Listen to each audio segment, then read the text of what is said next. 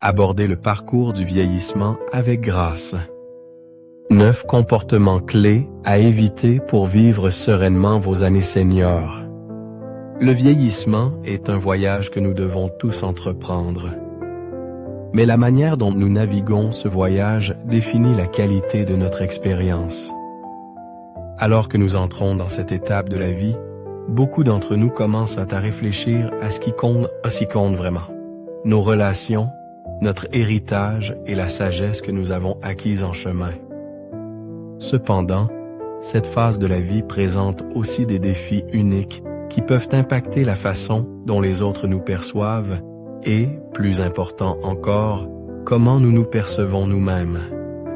Il est facile de tomber dans des habitudes qui, avec le temps, peuvent nous priver de la dignité et du respect que nous méritons. Bien que le vieillissement physique soit inévitable, la manière dont nous nous comportons et interagissons avec les autres est en notre pouvoir. Nous pouvons choisir de vieillir avec grâce en entretenant nos relations et en cultivant un sentiment de valeur personnelle qui transcende les années qui passent. La clé réside dans l'évitement des comportements qui nous isolent ou diminuent notre capacité à nous connecter avec le monde qui nous entoure. Dans ce guide détaillé, nous explorerons 9 comportements clés qui peuvent entraver notre chemin vers un vieillissement gracieux et offriront des aperçus sur la manière de les éviter. Chaque point fournira des réflexions plus profondes sur comment favoriser une approche plus consciente et digne de la vie à mesure que nous vieillissons. Monopoliser les conversations. En vieillissant, nous accumulons naturellement des histoires, souvenirs de jeunesse, leçons de nos carrières, moments avec nos familles. Il est facile de sentir que ces histoires ont plus de poids parce qu'elles sont soutenues par des décennies d'expérience. Cependant, l'une des erreurs les plus courantes que nous commettons en vieillissant est de dominer les conversations, parfois sans même nous en rendre compte. Le désir de partager nos expériences peut nous amener à monopoliser les discussions, laissant peu de place aux autres pour s'exprimer. Ce comportement peut éloigner les amis, la famille et même de simples connaissances. Les plus jeunes, en particulier, peuvent sentir que leurs voix sont éclipsées par des personnes plus âgées qui semblent plus intéressées à parler qu'à écouter. De plus, orienter constamment les conversations vers nos propres expériences peut paraître égocentrique, même si ce n'est pas notre intention. Élargir la perspective. Considérez une réunion sociale où un groupe d'amis ou de membres de la famille discutent d'un événement récent. Vous pourriez avoir des éclairages d'une expérience similaire vécue il y a des décennies et la tentation de partager peut être forte. Cependant, avant de vous lancer, prenez un moment pour réfléchir si votre intervention améliorera la conversation ou si elle ramènera simplement l'attention sur vous. Il y a de la valeur à permettre aux autres, en particulier aux jeunes générations, de partager leurs perspectives sans se sentir éclipsés. De plus, écouter activement, s'engager véritablement avec ce que les autres disent, montre du respect et favorise des liens plus profonds. En donnant aux autres l'espace de parler, vous enrichissez non seulement la conversation, mais vous créez aussi un environnement où ils se sentent valorisés. L'écoute est une forme de générosité, et elle est souvent plus percutante que les histoires que nous racontons. Approche pratique. Si vous vous surprenez à dominer les conversations, fixez-vous une limite mentale sur votre contribution. Par exemple, après avoir partagé une histoire, faites un effort conscient pour demander aux autres leurs pensées ou expériences.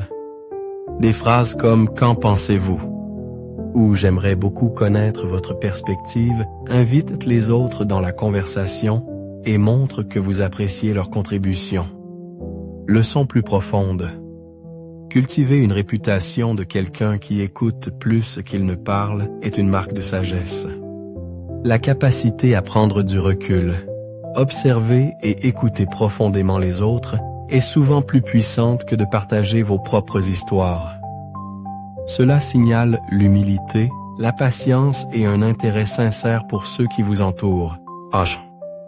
En vieillissant, visez à devenir un interlocuteur qui enrichit le dialogue, non pas en le dominant, mais en contribuant avec réflexion et en écoutant. L'excès de vantardise. Nous voulons tous être fiers de nos réalisations, de nos familles et de nos succès. Mais en vieillissant, il y a une ligne fine entre partager notre fierté et paraître vantard. Malheureusement, de nombreux adultes plus âgés tombent dans l'habitude de se vanter excessivement, que ce soit au sujet de réalisations personnelles, de richesses ou plus communément, de leurs enfants ou petits-enfants. La vantardise, surtout lorsqu'elle est farfequette, peut repousser les gens. Elle peut nous faire paraître égocentriques et déconnectés des réalités des autres. C'est particulièrement vrai lorsque nous nous vantons de choses avec lesquelles d'autres pourraient avoir des difficultés, comme la famille, la santé ou le succès financier. Ce que nous voyons comme une source de fierté pourrait être une source de douleur ou d'insécurité pour quelqu'un d'autre. Ce comportement peut créer involontairement de la distance. Bien que vous ne vouliez peut-être pas faire de mal, cela peut rendre votre ami inadéquat ou plein de ressentiment. Cela ne signifie pas que vous devriez cacher votre fierté, mais cela signifie être attentif à comment et quand vous partagez. Se vanter peut aussi refléter des insécurités plus profondes. Le besoin de chercher constamment la validation des autres peut indiquer que nous ne sommes pas aussi confiants dans nos réalisations que nous le paraissons. Les personnes qui sont vraiment sûres de leurs accomplissements ne ressentent pas le besoin de les mentionner dans chaque conversation. Elles laissent leur vie parler d'elle-même. Approche pratique. Au lieu de vous concentrer sur ce que vous avez accompli, essayez de déplacer l'attention sur ce que vous avez appris. Partagez des histoires qui mettent en lumière des leçons plutôt que des succès. Par exemple, au lieu de dire « Mes enfants réussissent si bien », vous pourriez dire « J'ai tellement appris sur la patience et le soutien à travers mon parcours de parent ». Non seulement cela véhicule l'humilité, mais cela invite aussi les autres à réfléchir sur leurs propres expériences. Leçon plus profonde. Les personnes les plus admirables sont souvent celles qui n'ont pas besoin de se vanter. Leurs accomplissements sont évidents dans la façon dont elles se comportent, comment elles traitent les autres et dans la confiance tranquille qu'elles dégagent. En vieillissant, se concentrer moins sur les réalisations externes et plus sur la croissance interne peut nous aider à construire des connexions plus fortes et plus significatives. Juger les gens sur la base des premières impressions. L'un des pièges les plus subtils du vieillissement est la tendance à devenir figé dans nos habitudes. Cela inclut la façon dont nous jugeons les autres. Avec des décennies d'expérience de vie derrière nous, il est facile de sentir que nous avons tout vu et que nous pouvons évaluer rapidement les gens sur la base des premières impressions.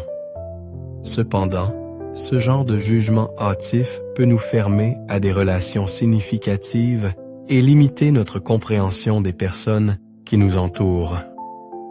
En vieillissant, nous pouvons devenir plus enclins à juger les autres sur la base de traits superficiels, apparence, âge, origine ou même opinion politique. Bien que cela puisse sembler inoffensif, cela peut en fait être un obstacle à la formation de liens profonds et durables avec des personnes qui pourraient enrichir nos vies. De plus, cela perpétue les stéréotypes et les préjugés qui nous empêchent de voir les gens tels qu'ils sont vraiment. Élargir la perspective. Pensez à une fois où quelqu'un vous a jugé injustement. Peut-être ont-ils supposé quelque chose sur vous, basé sur votre apparence ou ont mal compris vos intentions. Comment vous êtes-vous senti? Maintenant, considérez que vous pourriez faire la même chose aux autres, même involontairement. Chaque personne porte une histoire unique, et les premières impressions échouaient souvent à saisir la complexité de cette histoire. Au lieu de vous fier aux jugements initiaux, faites un effort conscient pour apprendre à connaître les gens à un niveau plus profond.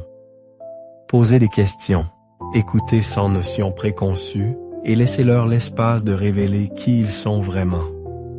Cette approche non seulement vous aide à former des relations plus fortes, mais elle remet aussi en question vos propres préjugés, menant à la croissance personnelle. Approche pratique. La prochaine fois que vous rencontrez quelqu'un de nouveau, essayez de réserver votre jugement. Au lieu de les catégoriser mentalement en fonction de leur apparence ou du peu que vous savez d'eux, abordez l'interaction avec curiosité. Posez des questions ouvertes comme « Quel a été votre plus grand défi cette année ?» ou « Qu'est-ce qui vous passionne ?» Ce type de questions invite à des conversations plus profondes et vous permet de voir la personne derrière la première impression. Leçon plus profonde. La sagesse ne consiste pas seulement à savoir, elle consiste à comprendre. Et la vraie compréhension vient de l'écoute, de l'observation et de la retenue du jugement. En vieillissant, cultiver un état d'esprit d'ouverture plutôt que de certitude peut nous aider à former des connexions plus authentiques avec les autres et à garder nos esprits vifs et réceptifs à de nouvelles expériences. Négliger son apparence personnelle. Il y a un sentiment courant chez les adultes plus âgés que, en vieillissant, nous n'avons plus besoin de nous soucier de notre apparence. Après tout, la beauté intérieure est ce qui compte vraiment, n'est-ce pas? Bien qu'il soit vrai que notre caractère et notre gentillesse sont bien plus importants que l'apparence superficielle, négliger complètement notre apparence peut avoir des conséquences imprévues. Non seulement sur la façon dont les autres nous perçoivent, mais aussi sur la façon dont nous nous sentons nous-mêmes. Prendre soin de notre apparence, il ne s'agit pas de s'accrocher à la jeunesse, mais de maintenir le respect de soi et la dignité. Lorsque nous arrêtons de nous soucier de notre apparence, cela peut affecter notre estime de soi, menant à des sentiments d'inadéquation ou même de dépression. De plus, la façon dont nous nous présentons envoie un message au monde sur notre état d'esprit.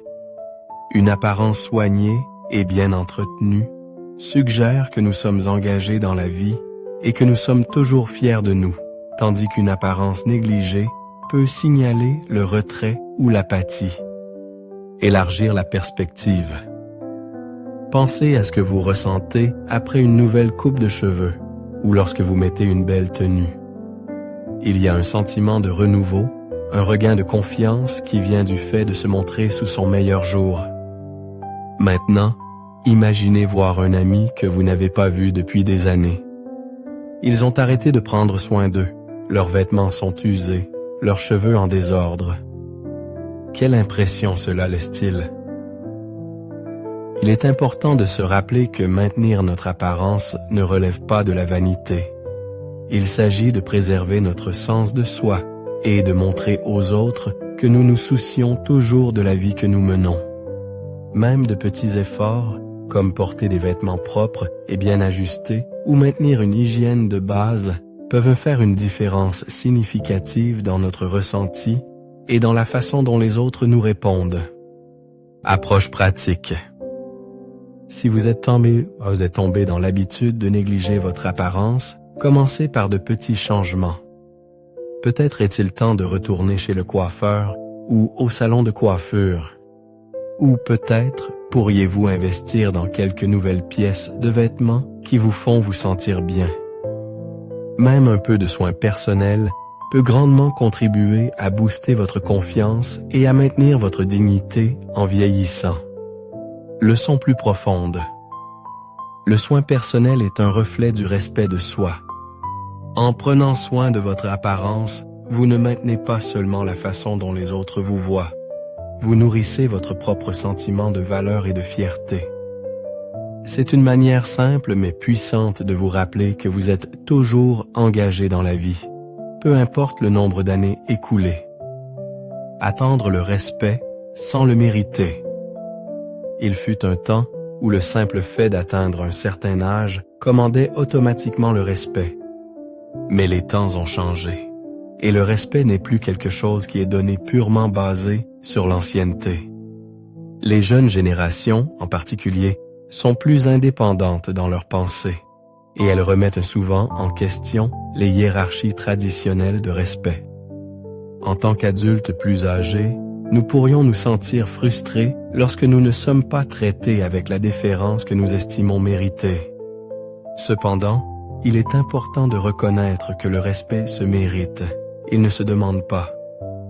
Si nous attendons des jeunes qu'ils nous respectent simplement parce que nous sommes plus âgés, nous risquons de les éloigner ou de paraître déphasés.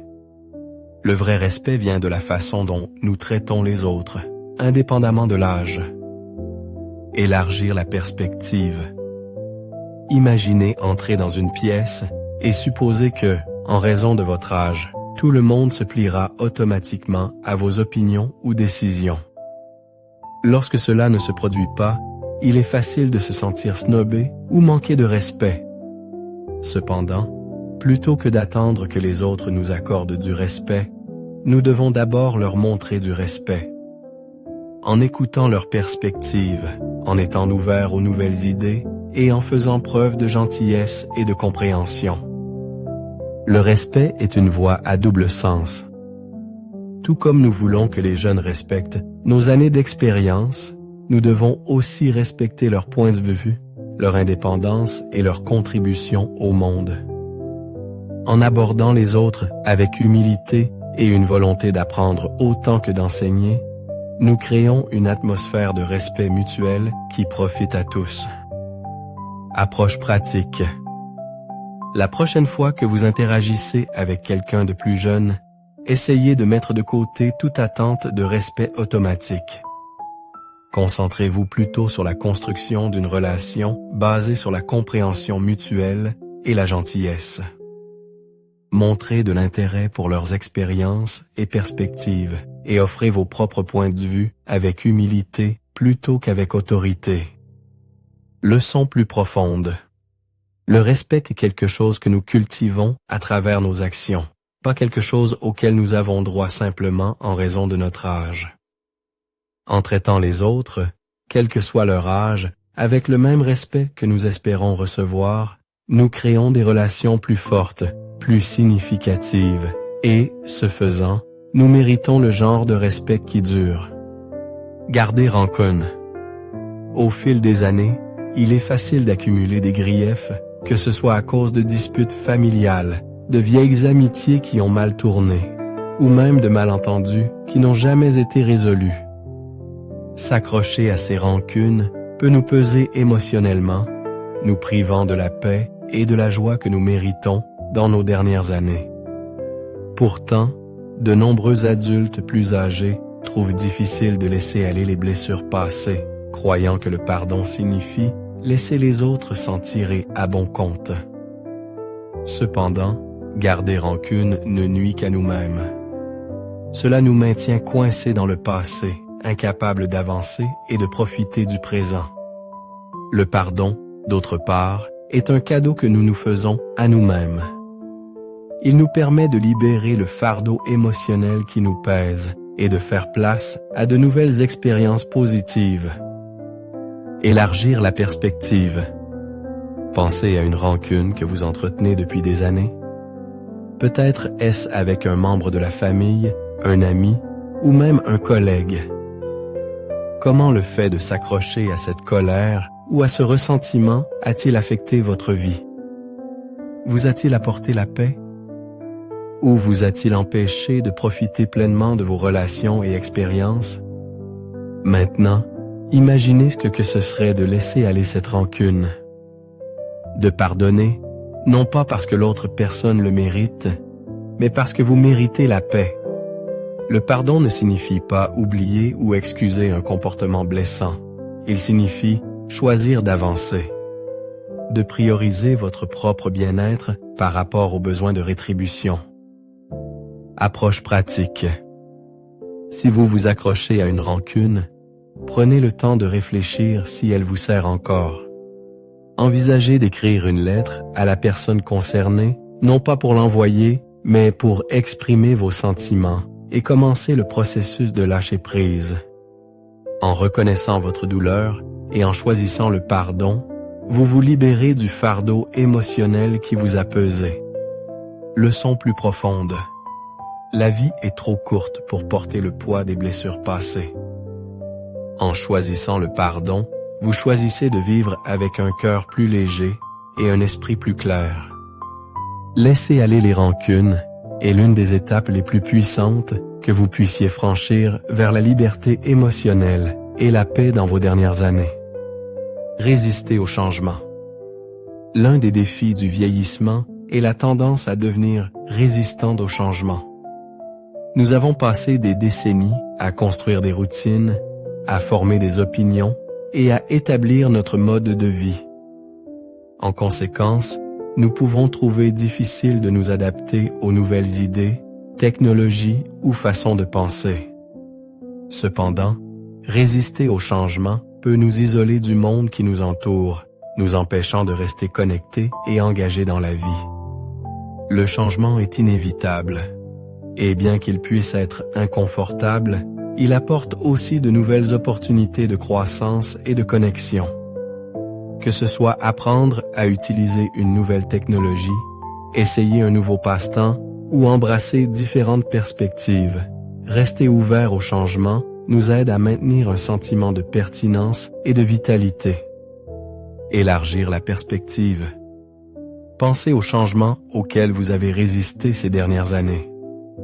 Que ce soit apprendre à utiliser un smartphone, adopter de nouvelles habitudes ou s'adapter aux évolutions sociétales. Quel a été l'impact de cette résistance? Vous a-t-elle empêché de rester connecté aux personnes et aux choses qui comptent? Plus. Maintenant, considérez ce que ce serait d'embrasser ces changements. Plutôt que de les voir comme des menaces à votre mode de vie, considérez-les comme des opportunités de croissance et d'apprentissage.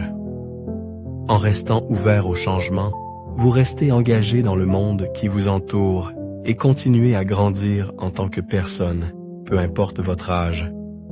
Approche pratique. Si vous luttez contre le changement, commencez petit. Choisissez un domaine de votre vie où vous pouvez être plus adaptable. Que ce soit apprendre une nouvelle compétence, essayer une routine différente ou vous ouvrir à de nouvelles idées. En embrassant progressivement le changement, vous constaterez qu'il devient moins intimidant et plus gratifiant. Leçon plus profonde. L'adaptabilité est une clé pour vieillir avec grâce.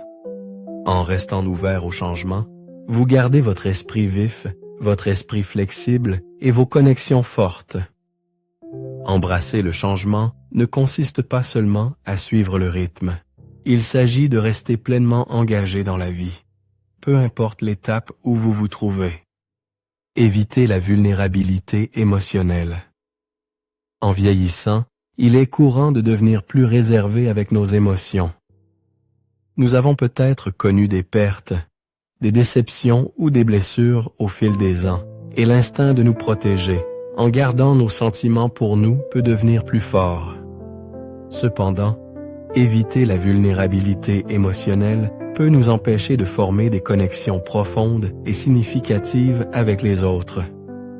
Surtout en vieillissant, être vulnérable n'est pas un signe de faiblesse, c'est un signe de force et de maturité émotionnelle.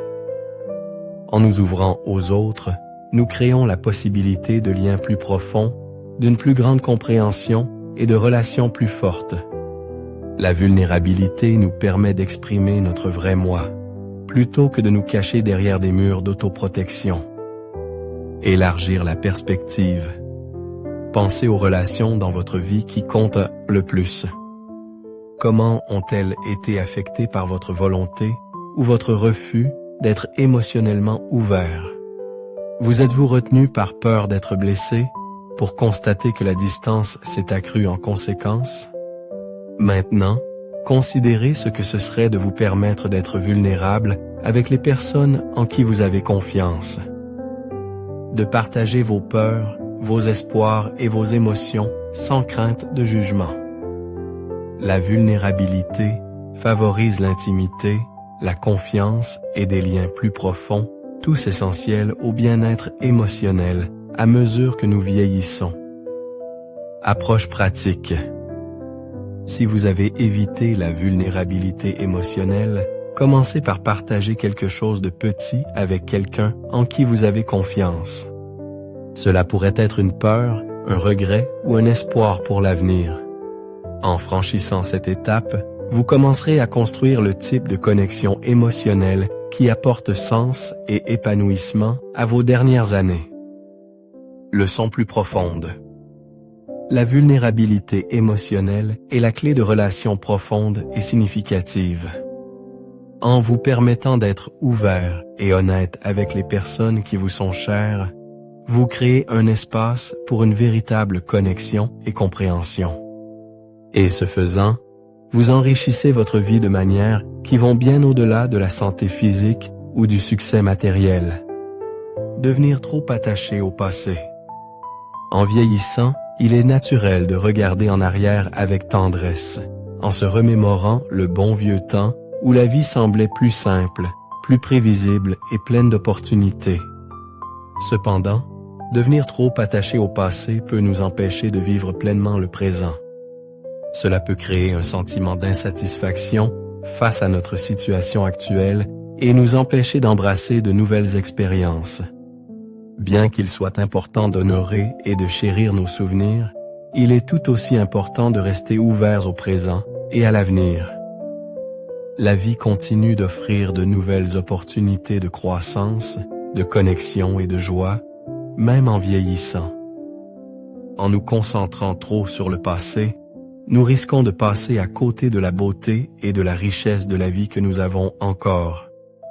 Élargir la perspective. Pensez aux souvenirs auxquels vous tenez le plus. Peut-être est-ce une période de votre jeunesse où tout semblait possible, ou un moment de succès ou de joie que vous portez en vous depuis des années. Bien que ces souvenirs soient précieux, ils peuvent aussi créer une nostalgie qui vous empêche de voir les opportunités qui existent ici et maintenant. Maintenant, considérez ce que ce serait de déplacer votre attention du passé vers le présent. D'embrasser les opportunités qui se présentent encore, plutôt que de vous attarder sur ce qui est derrière vous. En vivant pleinement dans le présent, vous vous ouvrez à de nouvelles expériences, de nouvelles relations et de nouvelles joies. Approche pratique. Si vous vous surprenez à trop vous attarder sur le passé, essayez de réserver du temps chaque jour pour vous concentrer sur le présent.